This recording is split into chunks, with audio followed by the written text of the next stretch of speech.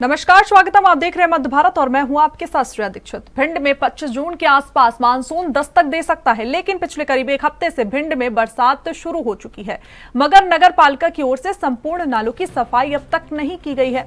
खास बात तो यह है कि भिंड शहर में कई नाले अतिक्रमण की चपेट में हैं और कई जगहों पर तो नालों के ऊपर मकान तक बन चुके हैं। इतना सब कुछ होने के बावजूद भी नगर पालिका प्रशासन अब तक बेखबर है। लोगों का कहना है कि उन्होंने नालों पर अतिक्रमण एवं सफाई न होने की कई बार शिकायत की है और बरसात भी शुरू हो गई है, मगर अब तक नालों की संपूर्ण सफाई नहीं हो पाई है।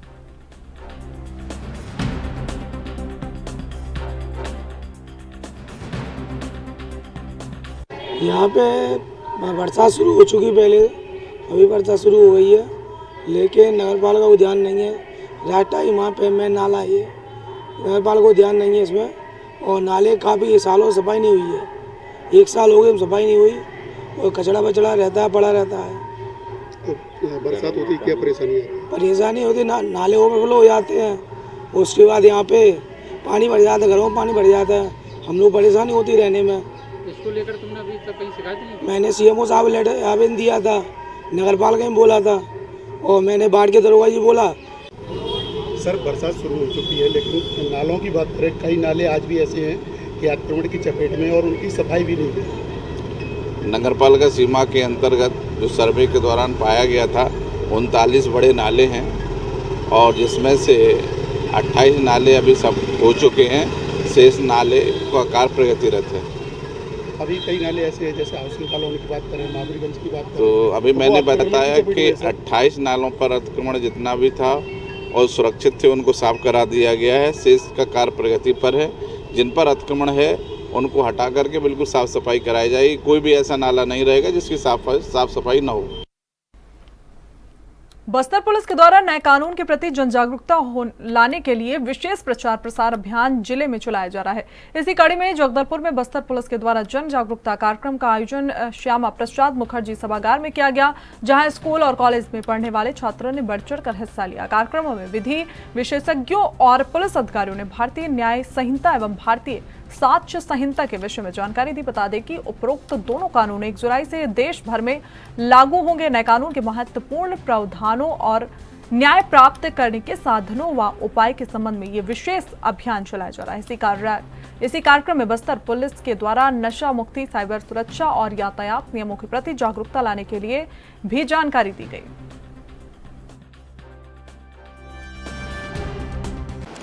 जैसा कि विदित है कि 1 जुलाई से जो 3 नए कानून हैं वो इम्प्लीमेंट में आना है।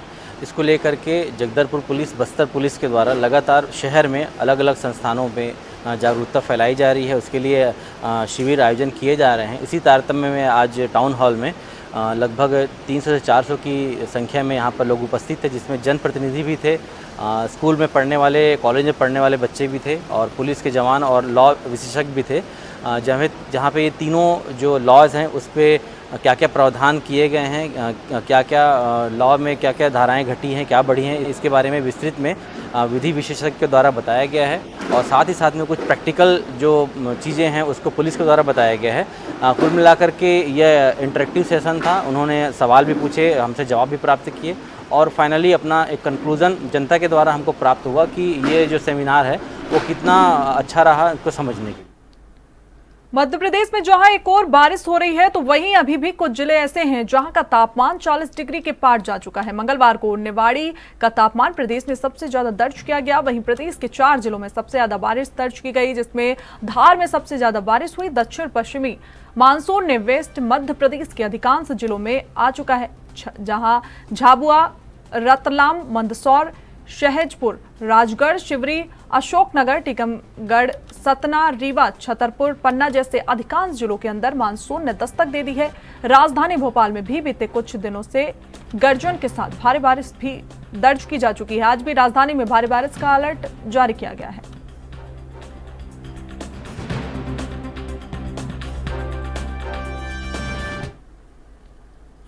अंतर्राज्यीय गांजा तस्करों पर सिटी कोतवाली पुलिस से कोंडागांव निरंतर कार्रवाई कर रही है। इसी क्रम में स्कूटी में गांजा तस्करी करने वाले आरोपी लक्ष्मण मंडावी और गांता बोस को कोंडा गांव पुलिस ने गिरफ्तार कर जेल भेज दिया है और आरोपी के कब्जे से लगभग 5 किलोग्राम गांजा और 40,700 रुपए, इसके अलावा स्कूटी जब्त की है।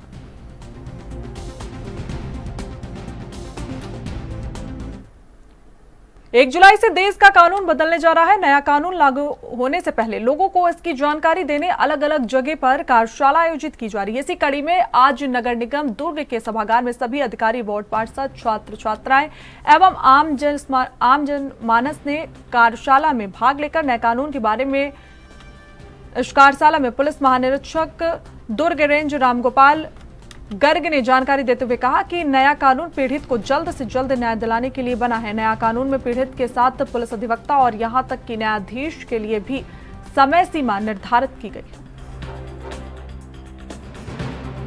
बताएंगे सर, आज कार्यशाला का आयोजन किया गया। आज यहाँ नगर निगम के टाउन हॉल में एक कार्यशाला का आयोजन किया गया था, जिसमें के जिला के कई विभागों के अधिकारी, कर्मचारियों, गणमान्य नागरिक, स्टूडेंट्स और सभी लोगों को, पुलिस के अधिकारी, कर्मचारी, सभी के साथ मिलकर नए कानूनों पर चर्चा की गई।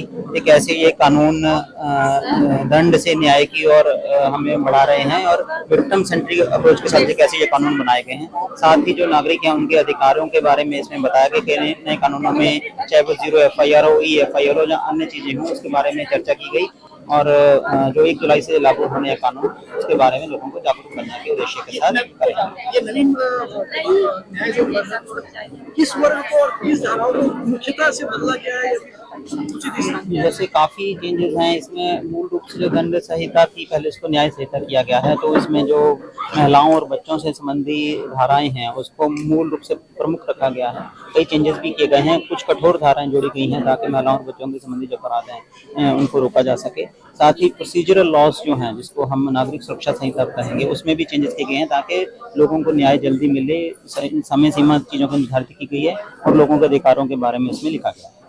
आम जनताओं को क्या संदेश देना चाहेंगे? आम जनता को हम ये संदेश देना चाहेंगे कि नए कानूनों के बारे में सभी जागरूक हों, क्योंकि कानून का ज्ञान ना होना तो ये कोई भी बचाव नहीं होता। अगर आपसे कोई अपराध होता है तो एटलीस्ट मेजर चीजें आपको पता रहनी चाहिए कि क्या अपराध है, क्या नहीं अपराध है और आपके अधिकार क्या हैं। नशा मुक्ति को लेकर सतना के कोलगवा थाना से निकाली गई रैली, सतना के पुलिस अधीक्षक ने हरी झंडी दिखाकर रवाना की। रैली सतना के कोलगांव थाना में आज नशा मुक्ति जन जागरूकता FC रैली स्कूल के बच्चों, समाज सेवियों एवं पुलिस कर्मियों द्वारा निकाली गई रैली, जिसमें सतना पुलिस अधीक्षक आशुतोष गुप्ता ने कहा कि वहां मौजूद सभी को नशा मुक्ति की शपथ दिलाई गई। साथ ही बच्चों द्वारा नशा मुक्ति को लेकर पेंटिंग बनाई गई। इस मौके पर पुलिस अधीक्षक आशुतोष गुप्ता, CSP महेंद्र सिंह चौहान, SDOP विधवा डागर और कोलगवा थाना प्रभारी सुदीप सैनी और सभी पुलिसकर्मी मौजूद रहे।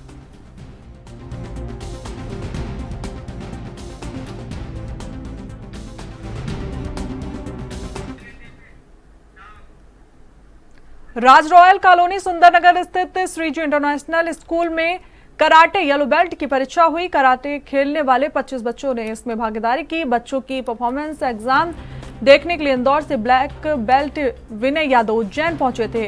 कोच पूजा यादव ने बताया कि बच्चों की परफॉर्मेंस के आधार पर सभी को येलो बेल्ट अवार्ड जाएगा। पिछले दिनों जबलपुर में आयोजित श्रीजी इंटरनेशनल में अध्ययनरत 4 बच्चे राष्ट्रीय स्तर की प्रतियोगिता में गोल्ड मेडल भी जीत चुके हैं।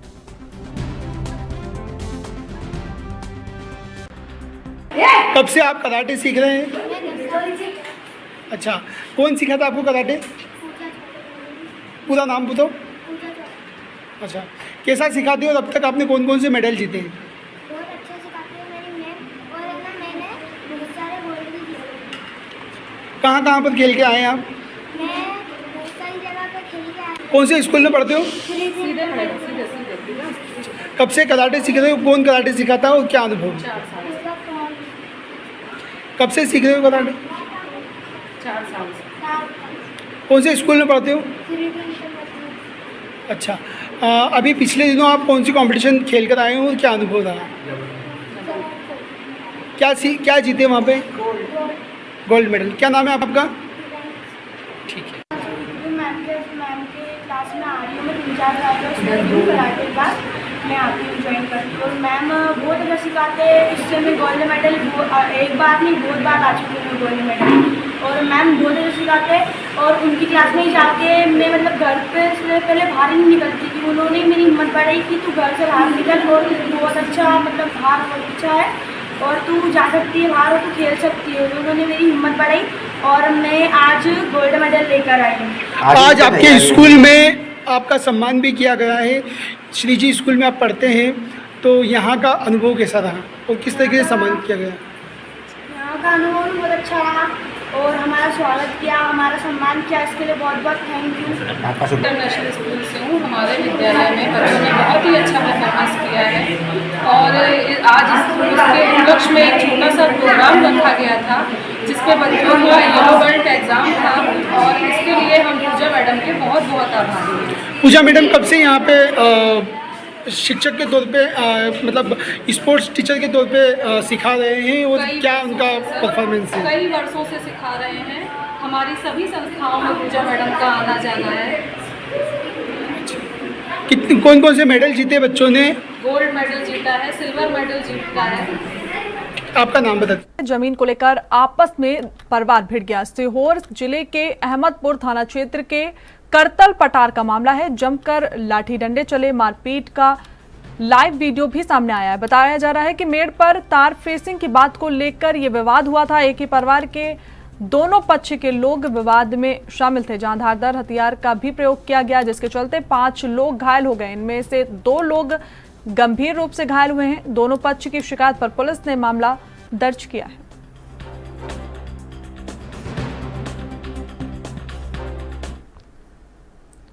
आदिम जाति सेवा सहकारी समिति मर्रा सूरजपुर जिले के शिक्षकों द्वारा चलाई जा रही संयुक्त संवेदना योजना के अंतर्गत भैया थान विकासखंड के बुंदिया में कार्यरत दिवंगत शिक्षक स्वर्गीय राम लखन सिंह की पत्नी टूवी देवी सिंह को महिला एवं बाल विकास मंत्री ने संयुक्त संवेदना समिति की ओर से 1 लाख का चेक प्रदान किया है। जानकारी के अनुसार समिति के सचिव राधे साहू ने बताया कि समिति के संचालक प्रदेश संयुक्त शिक्षक संघ जिला सूरजपुर के जिलाध्यक्ष सचिन त्रिपाठी ने योजना से जुड़े शिक्षकों के साथ मंत्री से मुलाकात कर उन्हें शिक्षक खत में चलाई जा रही इस योजना की जानकारी दी। इस योजना में जिले के 2000 से अधिक शिक्षक अपनी सहभागिता निभाते हुए अब तक 15 लाख की संवेदना राशि अपने दिवंगत शिक्षक साथियों के आश्रितों को प्रदान कर चुके हैं। हाँ, जो शिक्षक लोग मिलने आए थे और उनके मिलने का कारण यही था कि शिक्षक जितने भी शिक्षक हैं अपने सूरजपुर ज़िले में, उनके द्वारा बहुत ही अच्छा पहल है। मैं मानती हूँ कि शिक्षक अगर कोई किसी कारणवश डेथ करता है तो उनके परिवार वालों को 1 लाख रुपए आर्थिक सहायता प्रदान कर रहे हैं। तो मैं बहुत अच्छा पहल मानती हूँ इसको और निश्चित तौर पे ऐसी पहल और किसी को भी प्रेरणा देगी और किसी क्षण को। और मैं तो कहूँगी बहुत बहुत शुभकामनाएं उनको और आगे भी ऐसे ही काम समाज सेवा के लिए करते रहें और आने वाले हमारे जो भविष्य हैं, जो शिक्षक हैं, जो बच्चों को पढ़ाते लिखाते हैं, उनके माध्यम से बच्चों को अच्छी शिक्षा मिले, अच्छे संस्कार मिले। और कल से स्कूल भी खुलने वाले हैं, तो बहुत बहुत बधाई शुभकामनाएं। आज हम लोग माननीय मंत्री महोदय के निवास पर आए थे और यहाँ पर अपनी योजना जो हम सूरजपुर ज़िले में संयुक्त संवेदना योजना चला रहे हैं उसी के संबंध में कुछ कार्यक्रम था। तो मिले और क्या? जी हाँ, हमने उनसे मुलाकात की मंत्री महोदया से। दरअसल सूरजपुर ज़िले में हम अपने शिक्षकों के साथ मिलकर एक संयुक्त संवेदना योजना के नाम से एक योजना चला रहे हैं, जिसमें कि हम शिक्षक साथियों से, अपने ज़िले के शिक्षक साथियों से वार्षिक सदस्यता के रूप में 500 रुपये लेते हैं। और हमारे किसी भी शिक्षक सदस्य साथी की मृत्यु होती है तो मृत्यु उपरांत हमारी ये संवेदना समिति जो है, हमारे सभी शिक्षक मिलकर उसके आश्रित परिवार को संवेदना स्वरूप 1 लाख रुपये का चेक प्रदान करते हैं और साथ ही विभिन्न अनुकंपा नियुक्ति, उसके लंबित सत्वों के भुगतान में, अन्य समस्याओं के निराकरण में मदद करते हैं, उस परिवार के साथ में रहते हैं। एक ऐसी योजना है जो पूरे छत्तीसगढ़ में सूरजपुर ज़िले में शिक्षकों के द्वारा शिक्षकों के लिए चलाई जा रही है और हमारा उद्देश्य मात्र शिक्षक हित में इस दिशा में आगे बढ़ना और कार्य करना है। आज के समय में हमारे ज़िले में इसमें इस योजना में 2000 से अधिक शिक्षक साथी जुड़ चुके हैं, जिनकी संख्या में निरंतर वृद्धि हो रही है। आज तक हम लोगों ने अभी तक कुल 15 दिवंगत शिक्षक साथियों के आश्रितों को 15 लाख रुपए प्रदान किया है। आगे भी इस योजना में सरलीकरण और विस्तार की आवश्यकता है। वो करेंगे। ये योजना हमारी कोरोना काल के समय से प्रारंभ है। शुरू में इस योजना में करीब कुछ ही सदस्य हुआ करते थे, 40-50 सदस्यों से मिलकर ये योजना की शुरुआत हमने की थी। लेकिन अब धीरे धीरे लोगों का विश्वास, साथ और एक अच्छे नेक नियत से किए गए इस कार्य को देखते हुए हमारे शिक्षक साथी सभी इसमें शामिल हो रहे हैं, जुड़ रहे हैं और हमें हमारी योजना का लाहौर नगर में अपनी दुकान बंद कर घर जा रहे सराफा व्यापारी के साथ अज्ञात बदमाशों ने लूट का प्रयास किया। व्यापारी द्वारा विरोध करने पर बदमाशों ने गोली चला दी, जिसके बाद छर्रे व्यापारी को लगे। ये वारदात होते देखकर व्यापारी महेश सोनी को बचाने पहुंचे। दूसरे युवक को भी बदमाशों ने गोली मारी, जिसके छर्रे दूसरे युवक को लगे। लोगों द्वारा आनन फानन में घायलों को लाहौर सिविल अस्पताल में ले जाया गया, जहां दोनों घायलों को ग्वालियर रेफर किया गया है। बाजार बंद इसलिए गए कि लगातार यहाँ लूट खसोट की घटनाएं शुरू हो रही हैं। कल ही एक व्यापारी को गोली मार दी गई, तो एक घायल हुआ है। और उसका जो यहाँ से बाजार जो सोने ज्वेलर्स है, भुट्टो सोनी, वो अपना बाजार बंद करके जा रहा था, दुकान बंद करके, और रास्ते में उसको घर के पास 3 बदमाश थे, उस पर मुँह बांधे हुए थे और उसके साथ घटना घटी। उसका बैग छुड़ाने लगे तो दूसरा व्यापारी एक और आया, हमारे गुप्ता मुकुल गुप्ता और छोटू, वो दोनों आए तो बोलने की क्या हो रहा, तो उसके गोली दे दी, तो उसे ग्वालियर रेफर कर दिया गया।